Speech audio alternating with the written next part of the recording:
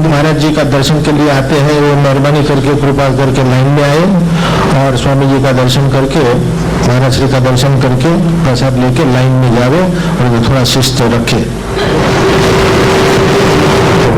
उसका अभिवादन करते हुए मैं मोतीलाल जी से प्रार्थना करूंगा कि वो नरेंद्र भाई का अभिवादन करे फूलों से।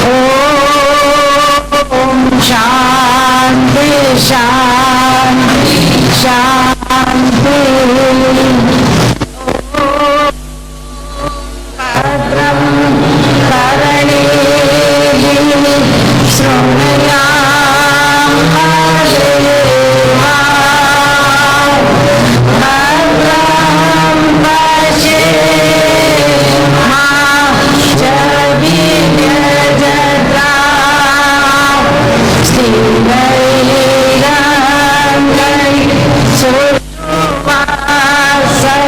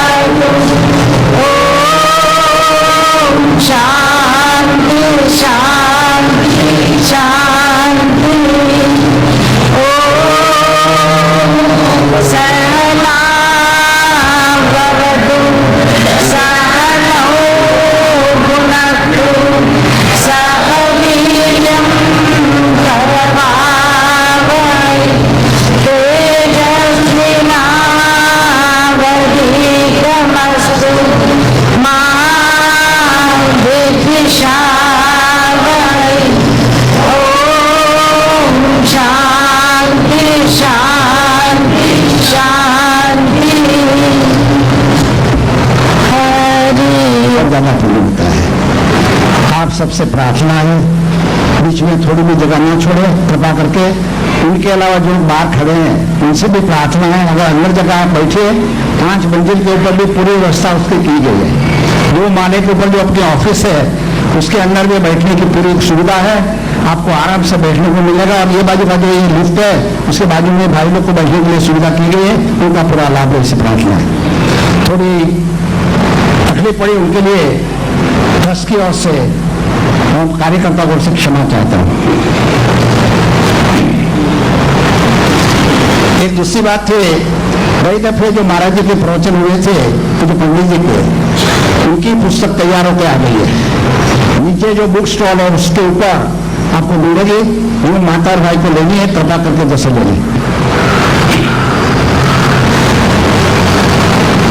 पूज्य परम पूज्य स्वामी श्री माधवानंद जी महाराज, परम पूज्य पंडित जी, पूज्य शरद भाई व्यास,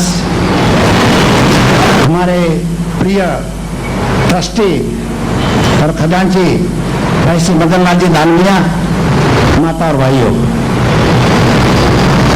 बड़ी कृपा तो भगवान की मांगनी चाहिए, उनकी कृपा है हम लोग के ऊपर। के पूज्य पंडित जी का कई वर्षों से, थोड़े वर्षों से जब प्रवचन का आयोजन होता है और उसमें हमारे सोरे वाले जी लीड लेकर के हर बस का जो आयोजन है उनका अरेंजमेंट करते हैं। उनके लिए उनके प्रति मैं हार्दिक धन्यवाद व्यक्त करता हूँ। और उमाशंकर जी ने भी सुबह आपने देखा होगा चलिए 5-6 रोज तक 9 रोज तक सुबह प्रवचन का भी 7:30 से 8:30 में उन्होंने प्रवचन का जो मैं लाभ दिया, उनके लिए भी उनके प्रति मैं आभार व्यक्त करता हूँ। अभी जो विषय लिया गया है उसके ऊपर तो जो पंडित जी के चरणों में बैठ के हमें सुनना है। और एक बात यह है कि हमारी उपनिषद है, हमारा मनुष्य लोग, हमारे ऋषि मुनि सभी ने एक बात हमारे सामने ठोस करके बतला दी कि भाई तो जीव नहीं है, तो आत्मा है, तो परमात्मा का एक रूप है, सचित आनंद तेरा स्वरूप है।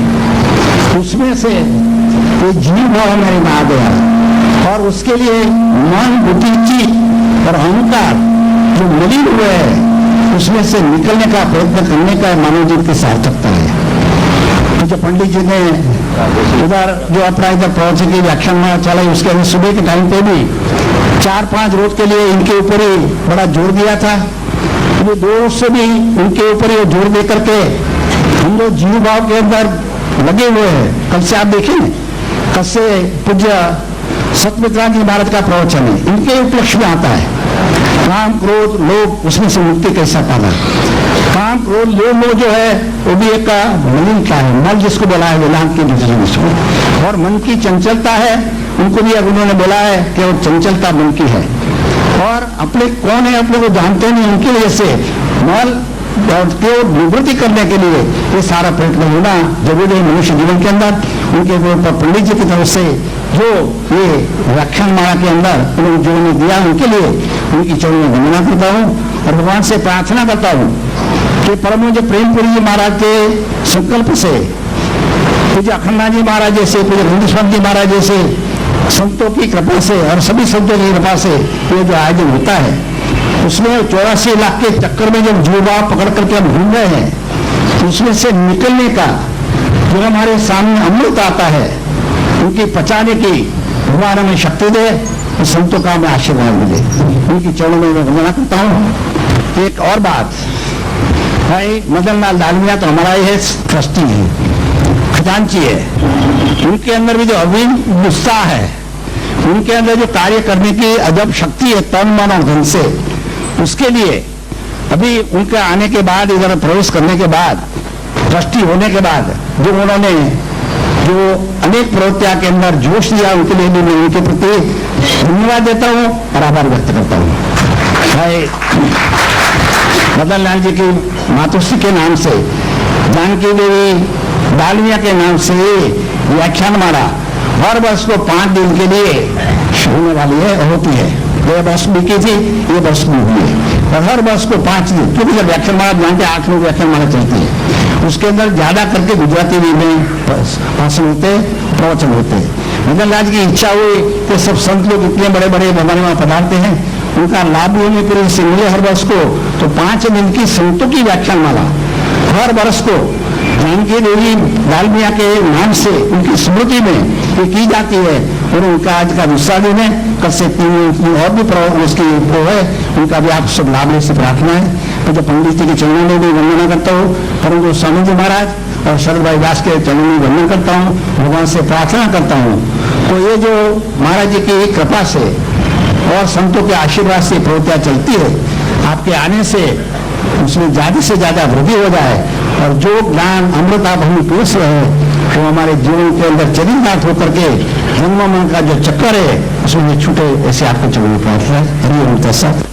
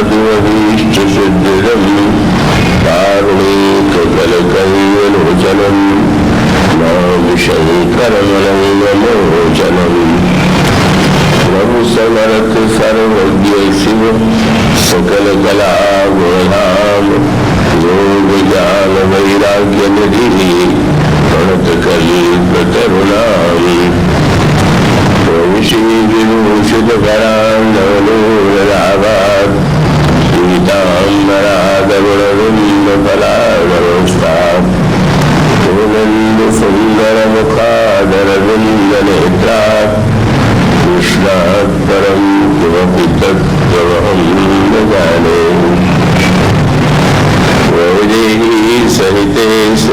वामतले हेमैर्महामण्डपे रत्ने पुष्पकवासने मणिमये वीरासने संस्थितम् अग्रे वाचयति प्रभञ्जनसुते तत्त्वं मुनीन्द्रैः व्याख्यातं भरतादिविपरिवटं रामं भजे श्यामम् श्रीगुरुचरण सरोजरज निजमन मुकुर सुधार मरणो रघुवर गुणमयश जोदायक परिचार श्यामल रामचंद्र की। श्री बाबूराम जी महाराज, रेणु भाई, श्री शरद जी और उपस्थित सभी संतों, भक्तों और जिज्ञासुओं के प्रति मेरा सादर नमन।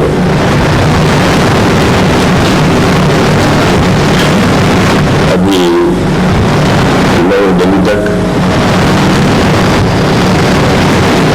श्री महाराज जी सेने वाला के माध्यम से जो आयोजन चल रहा था वह प्रातः काल होता था और संयोग ऐसा है कि उसमें भी इससे मिलता जुलता ही प्रसंग इस बार दिया गया था। बहुतों के लिए प्रातः काल आना संभव नहीं होता, तो मुझे संतोष है कि श्री मंगललाल जी दालमिया ने यह जो एक नया क्रम प्रारंभ किया है और उस परंपरा में अपनी माता श्री जानकी देवी जी दालमिया की स्मृति में उसके द्वारा आप सब अधिक से अधिक संख्या में लाभान्वित होंगे, ऐसा मुझे विश्वास है।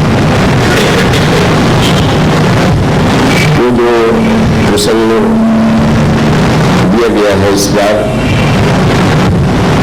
वह प्रसंग है मन बुद्धि चित्त की समस्या और उस समस्या का समाधान। मैं आशा करता हूं कि प्रसंग जितना गंभीर है आप भी उतने ही मनोयोग से और गंभीरता से उसे सुने। सबसे पहली महत्व की बात यह है कि ज्ञान 2 प्रकार का होता है, समस्याएं 2 प्रकार की होती है। एक समस्या वह होती है कि जो आरोपित होती है और एक ज्ञान भी वह होता है जो आरोपित होता है। अभी 3-4 दिन पहले एक युवक मेरे पास आए थे, कथा श्रवण करते हैं, सत्संगी है, और उन्होंने कहा कि जीवन का लक्ष्य तो ईश्वर को प्राप्त करना है, उस दिशा में मेरी प्रवृत्ति उतनी क्यों नहीं होनी चाहिए। तो मैंने उससे यही कहा कि जीवन का लक्ष्य ईश्वर को प्राप्त करना है, यह आरोपित सत्य है कि वास्तविक सत्य है। और इसका अभिप्राय आप कथा प्रवचन में जाते हैं, सुनते हैं कि जीवन का लक्ष्य ईश्वर को पाना है, और आप भी यंत्र की तरह उसी बात को दोहरा देते हैं। जब कहीं जाएंगे तो पूछेंगे कि ईश्वर की प्राप्ति कैसे हो। तो वस्तुतः ये जो आरोपित समस्या होती है, प्रवचनों में सुन करके वो समस्या का उसकी अनुभूति जब तक आपको स्वयं नहीं हो रही है, केवल सुन करके ही आपने उसे जोड़ा दिया है, तब तक वो समस्या वास्तविक है ही नहीं। तब वो मुझे स्मरण आता है हमारे भगत श्री ब्रह्मलीन स्वामी श्री कल्याण जी महाराज राजस्थान में त्रिशूल चूरू गए थे और उन्होंने विद्यार्थियों से प्रश्न किया तुम्हें कौन सा ग्रंथ अच्छा लगता है? किसी ने कहा श्रीमद् भागवत, किसी ने कहा रामायण, किसी ने कहा गीता। हंस करके उन्होंने ये कहा कि मैं नहीं पूछ रहा हूं कि क्या अच्छा लगना चाहिए, मैं पूछ रहा हूं क्या अच्छा लगता। मैंने पाठ बता दिया गया, गीता बहुत उच्च कोटि का ग्रंथ है, रामायण बहुत उच्च कोटि का है, तो ये ग्रंथ बड़े उच्च कोटि के हैं। विद्यार्थी ने उसको रट लिया और उसको बता भी दिया गया है कि कोई प्रश्न करे तो तुम यही उत्तर देना, पर वो वस्तुतः उत्तर तो बिल्कुल नकली होता है। तब फिर उन्होंने पूछा कि तुम्हें सचमुच क्या अच्छा इस समय लगता? तो अलग अलग पत्र पत्रिकाओं का नाम, उसमें से जो कुछ सरल थे उन्होंने बता दिया। और यही हमारे आपके जीवन की विडंबना की है कि हम उन बातों को दोहराते रहते हैं जो केवल हमने सुना है, और उसकी अनुभूति जब तक न हो, मुख्य प्रश्न है। अगर उस समस्या को हम स्वयं जीवन में पालेंगे तो उसके समाधान की जरूरत होगी, और उसके समाधान उस समस्या ही नहीं लग रही है। अगर कोई व्यक्ति का वस्तुतः स्वयं अपने जीवन के सहज जो उसकी मनोवृत्ति है उसके पोषण में लगा हुआ है और उतने में वो संतुष्ट है, तो उसके उत्तर में, उसके प्रश्न में कोई व्यग्रता तो नहीं होती। बड़ा सुंदर प्रसंग आता है श्री रामचरितमानस में, और वहां पर बड़ा व्यंग्यात्मक संवाद है। सुग्रीव तो भगवान राम अपना मित्र बनाते हैं, और ठीक यही तो है, ब्रह्म और जीव दोनों नित्य सखा है, ऐसा ही उपनिषद कहते हैं। एकत्व की बात की अनुभूति एक भिन्न बात है, पर ये दोनों सखा है, ये बात थोड़ा समझ सकते हुए सरल भी है और ऐसा कहा भी जाता है। और उसका सबसे बड़ा व्यंग्यात्मक पक्ष क्या है कि सुग्रीव वाली से संप्रस्त है। वाली ने उनके संपत्ति को, उनकी पत्नी को, उनकी सारी वस्तुओं को छीन लिया, और वो डर के मारे बाली के चारों ओर भागते फिरते हैं, और अंत में उन्हें ऐसा लगा, पता चला एक ऋष्यभूत पर्वत ही ऐसा है कि जहां पर वाली नहीं आ सकता, क्योंकि वाली को शाप है कि यदि तुम वहां आओगे तो तुम्हारा सिर विदीर्ण हो जाएगा। और तब वो ऋषिमुख पर्वत पर जाकर के रहने लगे। बालू नहीं आ सकता है, ये तो बात है, और इससे उन्हें निश्चिंतता की अनुभूति तो नहीं हुई। स्वयं नहीं आ सकता है पर दूसरे को तो भेज सकता है। तो मानो एक आशंका मन में, और इस आशंका से प्रेरित होकर के वे वहां उस पर्वत पर रहते हैं। गोस्वामी जी ने इसको एक आध्यात्मिक रूप मिले पत्रिका में दिया। उन्होंने कहा कि प्रभु जो समस्या बाली के सामने, सुग्रीव के सामने थी, वो समस्या मेरे जीवन में भी। और तब उन्होंने एक रूपक प्रस्तुत किया कि वस्तुतः वाली जो है वह मानो हमारा प्रारब्ध पूर्व कर्म है, और जीव मानो सुग्रीव है। तो कर्म की विलक्षणता क्या है? कर्म जब प्रारब्ध, कभी भाग्य जो कर्म के द्वारा ही जिसका निर्माण हुआ है, कभी अनुकूलता होती है तो सभी वस्तुएं मिल जाती हैं, पर वो सर्वदा अनुकूल रहे ये आवश्यक नहीं। और जब प्रतिकूल होता है तो सभी वस्तुएं छीन लेता है। इसका अनुभव अनेक व्यक्ति जीवन में करते हैं। उनके पास सुख समृद्धि सब कुछ दिखाई दिया और ऐसी स्थिति आ गई कि उससे सर्वथा उनके जीवन से सारी वस्तुएं लुप्त हो गई। गोस्वामी जी कहते हैं कर्म कपीस कपिराज त्रास त्रसो। कर्म जो है वो वाली है। बाली जब तक सुग्रीव पर प्रसन्न था तब तक बहुत चाहता था, बहुत ऐसा लगता था कि बाली और सुग्रीव में तो परस्पर बड़ी प्रीति है। और जब वो प्रतिकूल हुआ तो इतना प्रतिकूल हुआ कि हरि सर्वस अनिवार्य।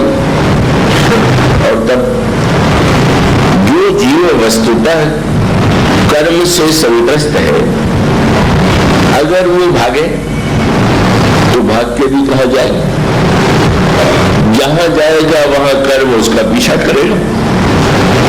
और जब कर्म पीछा करेगा तो कहा जाए, तो ये कहा गया कि ऋषिमुख पर्वत पर जाना चाहिए। आप लोग इससे ऋषिमुख पर्वत पर ही बैठे हुए हैं, ये इसका अभिप्राय है। और उसका अभिप्राय ये है, जब आप सत्संग में जाते हैं और सचमुच जाते हैं तो आप उतने समय के लिए मनो प्रारब्ध और कर्म की जो स्थिति है उससे मुक्त होते हैं। लेकिन उसके द्वारा ऐसा तो नहीं होता है।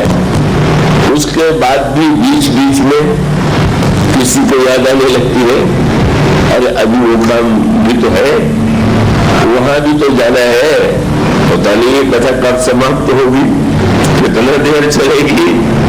तो मानो आशंका से व्यक्ति सत्संग में जाके मुक्त नहीं हो रहा है, भले ही वहां कर्म रूप वाली न आ सके, और उसकी आशंकाएं तो है। और तब एक बड़ा सुंदर दृश्य सामने आता है। भगवान राम और श्री लक्ष्मण जनक नंदिनी सीता को खोजते हुए उस ऋषिमुख पर्वत के पास आते हैं। सुग्रीव की दृष्टि सबसे पहले श्री राम पर पड़ी, लक्ष्मण पर पड़ी। उनकी तेजस्विता देख करके उसका आतंक ऐसा उसको लगा कि निश्चित रूप से बाली ने ही इन्हें भेजा और ये मुझे मारने के लिए आए हुए होंगे। मानो वह आशंकाग्रस्त ईश्वर पर भी उसका विश्वास न हो करके ईश्वर से भी डर ही लगता। तो वो दूर से देख रहा और अपने हक से देखा, और जब देखता है तो सुग्रीव के सारे दुर्भाग्यों में उसका सबसे बड़ा सौभाग्य यह था कि सबने सुग्रीव का साथ छोड़ दिया, पर हनुमान जी ने सुग्रीव का साथ नहीं छोड़ा। और ये बहुत बड़ा मंत्र है। हनुमान जी भगवान शंकर के अवतार है। भगवान शंकर मूर्तिमान विश्वास है, और प्रतिकूल से परिस्थिति में भी सब कुछ भले ही छूट जाए पर विश्वास न छूटे, तो मनुष्य का कल्याण निश्चित है। और प्रतिकूल परिस्थिति में अगर विश्वास भी जीवन में नहीं रहा तो उस व्यक्ति के लिए तो आत्महत्या छोड़ करके और कोई मार्ग नहीं रह जाता है। उनका ये सौभाग्य था। और जब उन्होंने श्री राम को देखा तो मन तो यही हुआ कि चलो भाई यहां से भागो, ये तो मुझे मार ही डालेंगे, धनुष्मान लेकर के आ रहे हैं। लेकिन उनका जो एक गुण है, सुग्रीव की सारी गुणवत्ताओं में एक गुण वह है कि जब ये अपनी आंखों पर विश्वास नहीं करते।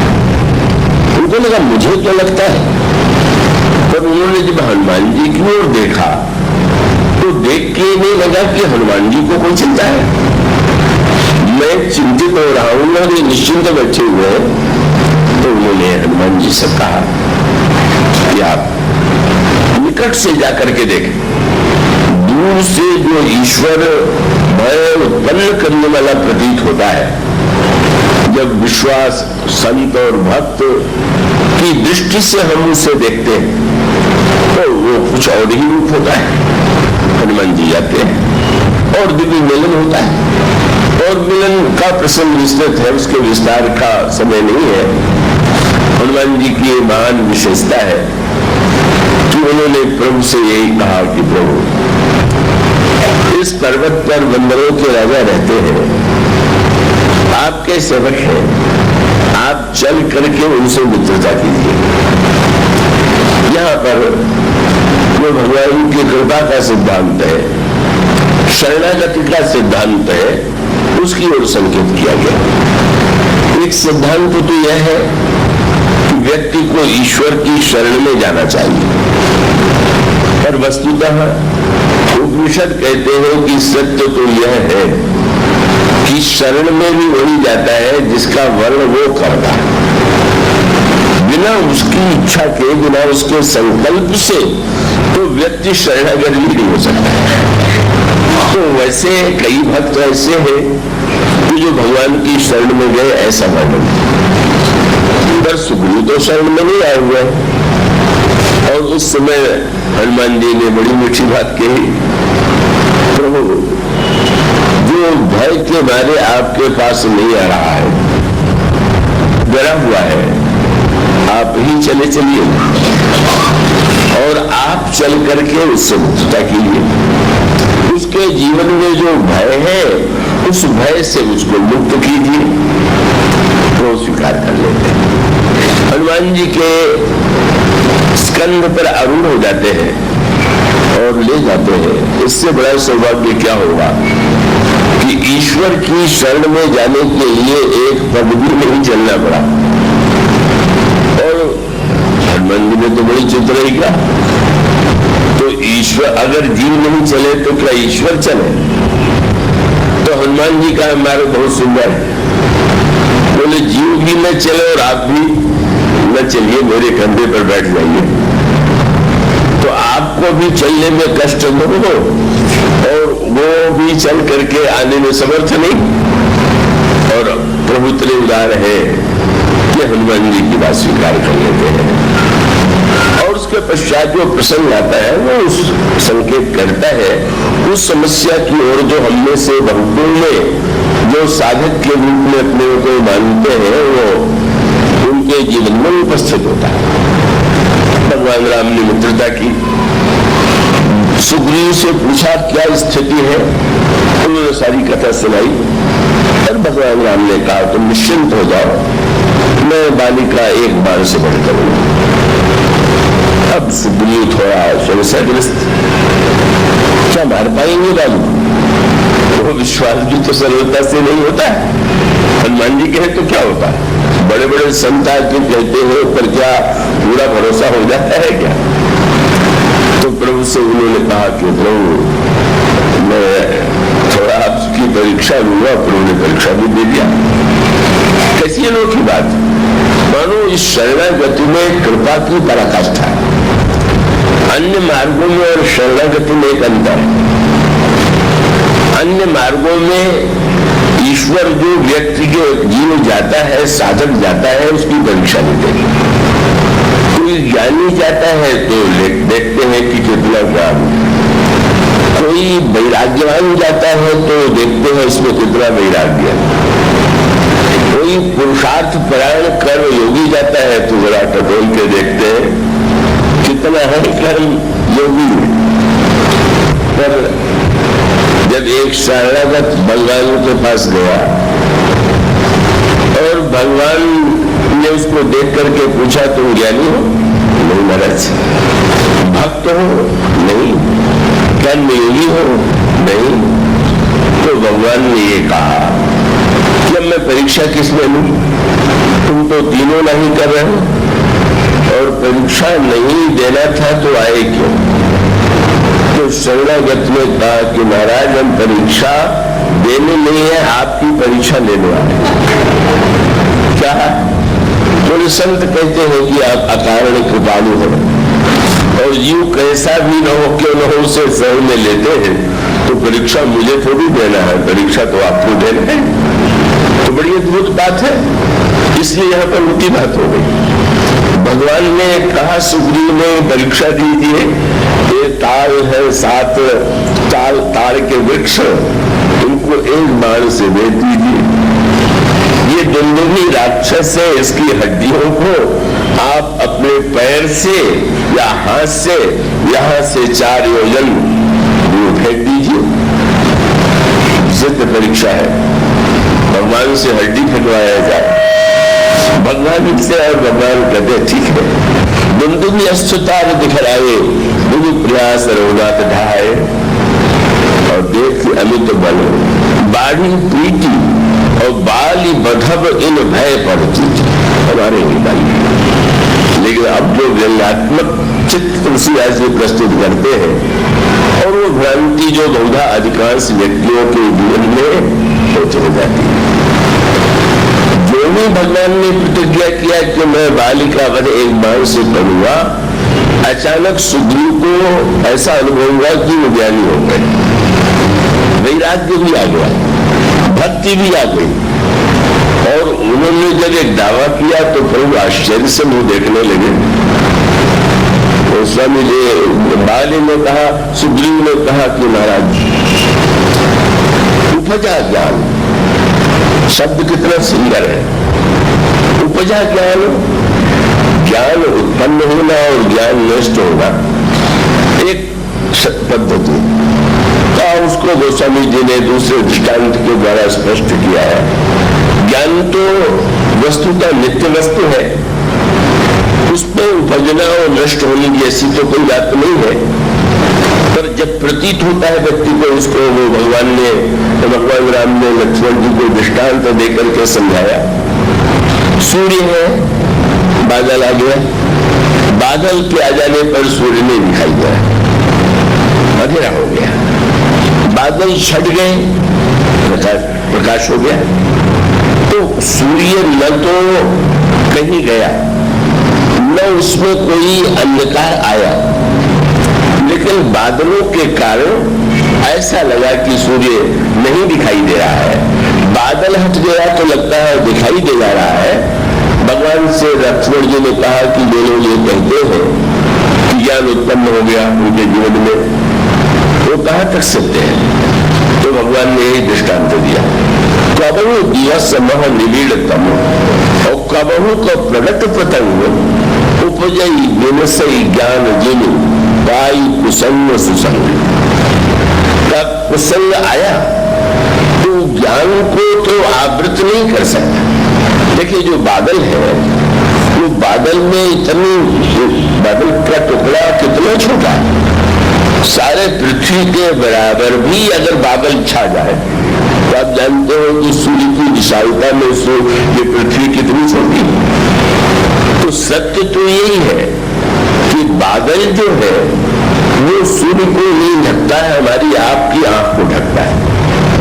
पर हम लोग तो इतने अभिमानी हैं कि जब बोलेंगे तो यही कहेंगे बादल ने सूर्य को ढक लिया। मैंने हमारी आंख तो ढक सकती भी नहीं, ढकेगा तो सूर्य नहीं ढकेगा। यही मानो अज्ञान और अभिमान की स्थिति है। यही किसी को उत्पन्न होना और नष्ट होना कहते हैं। उपजई विदिशो ज्ञान गुण, मानो संकेत यह था, यह स्थिति अभी अभी सुग्रीव की जो स्थिति थी, बाली के भय के मारे संत्रस्त थे, डरे हुए थे और परीक्षा ले रहे थे, पर उनको जब ये लगता है कि उत्पन्न हो गया ज्ञान, तो जो उन्होंने दावा किया उसका इस प्रसंग से बड़ा संबंध है। उन्होंने भगवान से कहा उपजा ज्ञान बचने तब बोला, क्या नाथ कृपा मन भयु अलोला। महाराज आपकी कृपा से मेरा मन पूरी तरह शांत हो गया। तो वो सोचा कब मैंने कृपा कर दी और ये मन का शांत हो गया। राम नाथ कृपा मन भयु अलोला। उसका अभिप्राय यह है कि शब्द के द्वारा आप शब्द का पाठ याद कर लें और उसे दोहरा दें, तो दोहरा देने का अर्थ ये भी हुआ कि सचमुच उसकी अनुभूति आपको हो रही है। प्रश्न तो मुख्य यही है कि जो कहा जा रहा है वह कहने वाले को प्रतीत हो रहा है या सुनने वाले को प्रतीत हो रहा है कि दोनों को प्रतीत नहीं हो रहा। तो उसका मूल सूत्र मानो यह है, और इस विषय में मन की समस्या को भी जब आप उस पर विचार करें तो जब देखो जो मिलता है कोई कहता है मन शांत नहीं होता, हंसी आ जाती है, मानो सारे मन के अशांत होने की चिंता मेरे सामने आके प्रकट हो गई। आप दिन भर सारे काम कर रहे हैं, आप सर्वत्र सारी वस्तुओं का आनंद ले रहे हैं और आते ही कहते हैं मन को शांत होता नहीं, क्योंकि वस्तुतः न आपको मन की समस्या है और न तो आपको कोई बेचैनी है। आप तो केवल दोहरा देते हैं कि हमारा मन कैसे शांत हो। और यदि आप ये दावा कर दे कि हमारा मन तो शुद्ध हो गया, पवित्र हो गया, तो दावा भी उसी प्रकार का होता है जैसा सुग्रीव का दावा था। वो चुप है। जब उन्होंने कहा कि मेरा मन तो अशांत पूरी तरह शांत हो गया, और तब प्रभु ने पूछा तो मन जब शांत हो गया, गीता में भगवान श्री कृष्ण ने अर्जुन से जब ये कह दिया कि मन जो है उसको वशीभूत करना परमावश्यक है, तो अर्जुन ने यही कहा कि तेषाहम निग्रहम मन्नो वायोरी सुदुष्करम। महाराज मुझे तो लगता है कि इस मन को बांधना तो वायु की अपेक्षा भी अधिक कठिन, सचमुच इतना कठिन। मन जो है का उस संदर्भ में वो जो सूत्र जिसकी चर्चा प्रातः काल की कथा में चल रही थी, बहुत से लोग नए हैं, नहीं सुन पाए हैं। तो मन के लिए ध्यान की जो प्रक्रिया है उसका मुद्दा वर्णन किया गया शास्त्रों में। मन को एकाग्र करने के लिए पहले तो यह अनुभव आपको हो रहा है कि नहीं कि मन की एकाग्रता की कोई आवश्यकता है। मन के चंचल होने से अगर कोई समस्या ही आपको नहीं लगती है तो आप लाख बार करिए, सुनिए, उससे कोई अंतर नहीं होने वाला। पर उसके बाद शास्त्र कहेंगे कि अगर मन को शांत करना है तो ध्यान कीजिए। तो ध्यान का सूत्र कितना सुंदर है। उत्तरकांड में शंकर जी ने बताया कि सुमेरु पर्वत पर 4 वृक्ष हैं और उन 4 वृक्षों के नीचे 4 प्रकार की साधनाएं मुसुंदी जी करते हैं। और वहां लिखा हुआ है कि जो पीपल का वृक्ष है उसके नीचे बैठ करके मुसुंदी जी ध्यान साधना करते हैं। पीपल तरुतर ध्यान सुधरई, बड़ा सांकेतिक सूत्र है कि पीपल के नीचे अगर आप बैठे, आप में से जिन्होंने पीपल के वृक्ष को निकट से देखा होगा, तो ये जितने वृक्ष हैं उनमें से अगर सबसे थोड़ी सी हवा में कोई हिलता है तो पीपल का पत्ता, और हिलते हुए इतनी आवाज करता है कि ऐसा भ्रम होने लगता है कि कोई तूफान आ गया है क्या। तो जब ये कहते हैं पीपल, तो दशरथ जी का मन विचलित हुआ तो तुलसीदास जी को पीपल के पत्ते की याद आई। पीपर पात सरिस मन डोला, जैसे पीपल के पत्ते जरा सी हवा में भी हिल जाए और आवाज करे, वही मन की दशा। जरा सी कोई वस्तु कुछ आया और मन हिला, और हिला ही नहीं, जोर जोर से बोलने भी लगेगा। और तब कितनी सुंदर बात क्या कि वृक्ष के नीचे बैठ करके जब ध्यान करें और पत्ता हिलने लगे, आवाज करने लगे, और आप निर्णय करो कि जब सारे पत्ते हिलना बंद हो जाएंगे, आवाज बंद हो जाएगी, तब हम ध्यान करेंगे, तो आपका ध्यान कभी नहीं होगा। इतने पत्ते हैं, क्या सारे पत्ते हिलना बंद हो जाएंगे क्या? तो आवाज बंद हो जाएगी क्या? बस यही सूत्र। मन जो है अगर है तो वो तो चंचल, उसकी प्रकृति है, वो तो हिलेगा ही, वो तो डुलेगा, वो तो बढ़ेगा। तब ध्यान कब होगा? ऊपर की ओर जाएंगे तो ध्यान नहीं होगा, और नीचे की ओर देखेंगे तो ध्यान हो जाएगा। तो इतने पत्ते हिल रहे हैं और पत्ते के साथ आप भी अगर हिलने लगे तो इससे बढ़कर के मनुष्य की क्या विडंबना होगी। क्योंकि जिस पीपल के इतने पत्ते हिल रहे हैं उसकी जड़ को कभी आपने हिलते देखा? नहीं हो तो हिलते रहे, पर हिलते रहने पर भी इस मूल पर कोई प्रभाव नहीं पड़ता। इसका अभिप्राय यह है कि संसार में निरंतर किसी न किसी प्रकार की वासना की, आवश्यकता की, आकांक्षा की हवा बहती रहती और मन का स्वभाव है उसमें हिलते रहना। अब आप वह बात मत सोचिए कि जो संभव नहीं हुई, तो उसका अभिप्राय है कि अगर आप प्रयत्न करें तो प्रयत्न का अर्थ मान लीजिए कोई ऐसा क्षण आ जाए कि हवा बंद हो गई, लगा पीपल का पत्ता नहीं हिल रहा है, आवाज नहीं हो रही और आप यह भ्रम पाल लें कि अब तो ये पूरा शांत हो गया, तो आधे घंटे 10 मिनट 1 घंटे में आपका भ्रम टूट जाएगा, फिर हवा आएगी फिर हिलेगा। तो इसका अभिप्राय यह है कि जब हमारी दृष्टि अगर एक एक वस्तु हमारे परिवार के लोग अनुकूल हो जाए, हमारे पूजा का कमरा हमारी इच्छा के अनुकूल बन जाए, हमारा समय हमारी रुचि के अनुकूल हो जाए, तब कहीं हम मन को एकाग्र कर पाएंगे। ये तो मानो बड़ी विडंबना है। और ये मान लेना कि हमारा मन चंचलता रहित हो गया, चंचलता शून्य हो गया, मानो सुग्रीव का वह भ्रम कि जब वो भगवान से कहते, अर्जुन ने तो कहा तो भगवान ने स्वीकार किया कि अर्जुन तुम ठीक कहते हो, असल से महाभारत तुम जो कह रहे हो बिल्कुल ठीक है। लेकिन सुग्रीव ने तो भगवान से भी पूछा मन कैसे शांत हो, सुग्रीव ने कह दिया कि मन तो शांत हो गया, और मन शांत होने के बाद कहा कि महाराज अब तो मेरे जीवन में न सुख चाहिए, न संपत्ति, न परिवार, न तो बढ़ाई। सुख संपत्ति परिवार बढ़ाई सब परिहरी कहियो से उठाई। सुख संपत्ति परिवार बढ़ाई सब लोग छोड़ के भजन करेंगे। हंसने लगे तो सुख संपत्ति परिवार तो पहले तुम्हारा छूट गया, सब तो छीन लिया है, भजन होने लगा क्या? जिनके पास संपत्ति नहीं होती क्या सब भजन करते हैं क्या?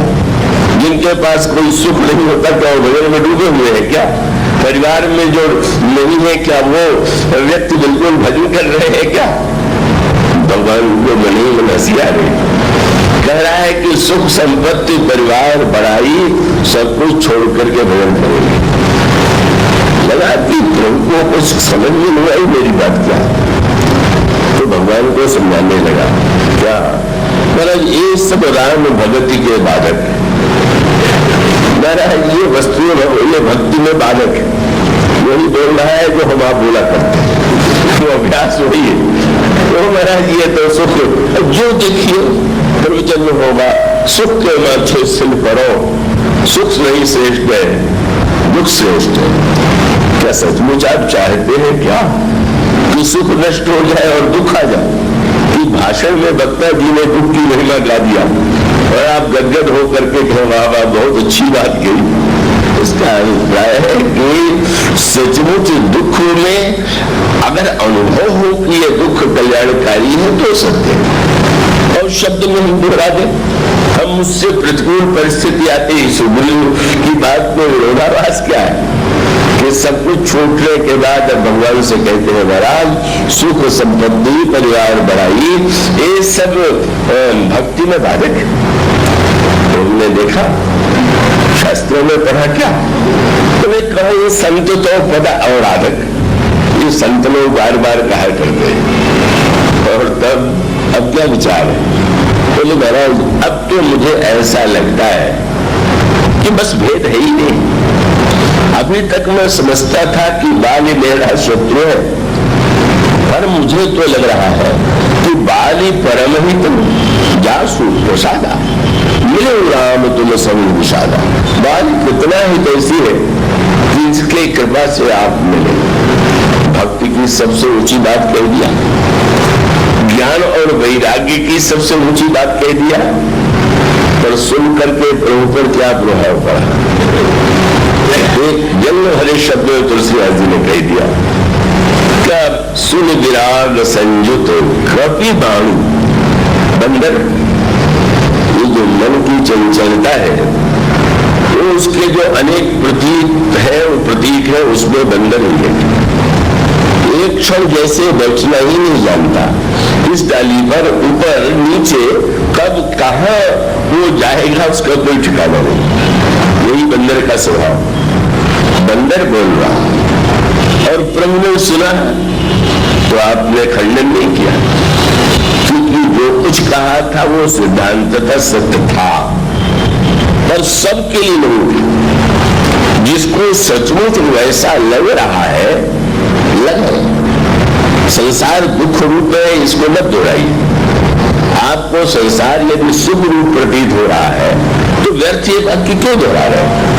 अगर आपको संपत्ति भोग में, यश में आनंद आता है तो आप क्यों कहते हैं तो हमें ये वस्तु बिल्कुल बाधक है? ये बिल्कुल असत्य है। और यही दावा जब सुग्रीव ने किया तो प्रभु ने क्या किया? बोले भी हंसे, खूब हंसे। हंसे मैंने आप प्राणायाम करने बैठे और आपके बगल में आपका छोटा बच्चा आवे और आपको देखा नाक पर अंगुली, उसने भी अंगुली रख दिया। आपने लगा कि आप सांस चढ़ा रहे, उसने भी सांस चढ़ाने की चेष्टा किया। अगर आप जरा आंख खोल करके बच्चे को देखें तो आपको हंसी आए बिना नहीं होगी। वाह क्या नकलची हो, कैसा वो बेचारा न प्राण का संयम जानता है, वो प्राणायाम जानता है, वो तो देख के नकल उतारता है। तो मानो बंदर ने जब ज्ञान, वैराग्य और भक्ति की इतनी ऊंची बात की तो प्रभु को लगा कि ये बातें तो बिल्कुल ठीक कह रहा है, पर जो कह रहा है वो दूसरों को कह रहा है। एक क्षणिक भावावेग में इसमें बह करके कह रहा है, और यही मूल सत्य है।